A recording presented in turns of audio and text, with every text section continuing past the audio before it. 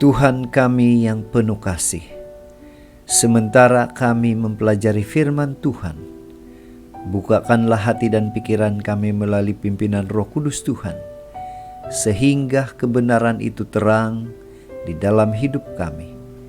Dalam nama Yesus kami sudah berdoa. Amin.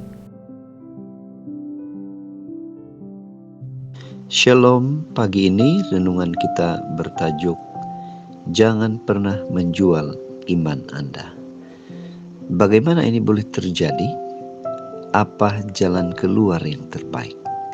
Firman Tuhan dalam 2 Raja-Raja 18 ayat 16 mengatakan, pada waktu itu Hizkia mengerat emas dari pintu-pintu dan dari jenang-jenang pintu bait Tuhan yang telah dilapisi oleh Hizkia, Raja Yehuda.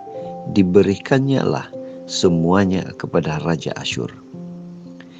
Nah saudara, kalau kita memperhatikan bacaan kita dalam buku 2 Raja-Raja 18 ayat 13 hingga 16, merupakan kisah di mana kerajaan Yerusalem di bawah pimpinan Hizkia diancam oleh Asyur yang dipimpin oleh Sanherib. Dalam cerita ini, Raja Hizkia merasa takut sehingga dia mengambil harta dan membayar Raja Asyur supaya tidak diserang. Nah, pertanyaannya ialah apakah tindakan Raja Hizkia ini benar di pandangan Tuhan? Saudara tahu tidak? Ada banyak contoh bagaimana seseorang Kristen sanggup menjual imannya atau meninggalkan Tuhan demi sesuatu yang lain. Inilah yang dinamakan menjual Tuhan. Raja Hizkia bertindak serupa.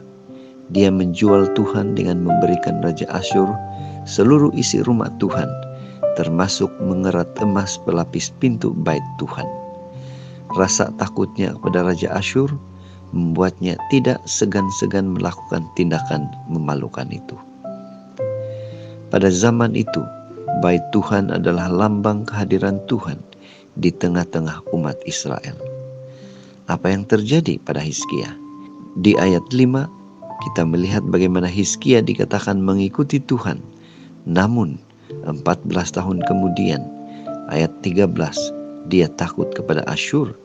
Padahal Tuhan telah menyertainya untuk menghalau bangsa Filistin. Apa pengajaran atau aplikasi daripada cerita ini?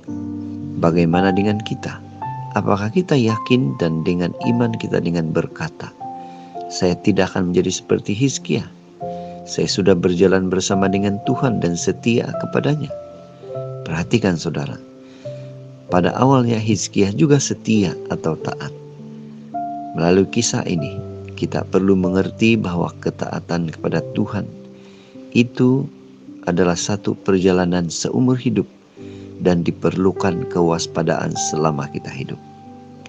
Sedarlah dan berjaga-jagalah, lawanmu si iblis berjalan keliling sama seperti singa yang mengaum-ngaum dan mencari orang yang dapat ditelannya. Jadi saudara, pada pagi ini, marilah kita ingatkan diri kita untuk selalu waspada dan terus bersandar kepada Tuhan.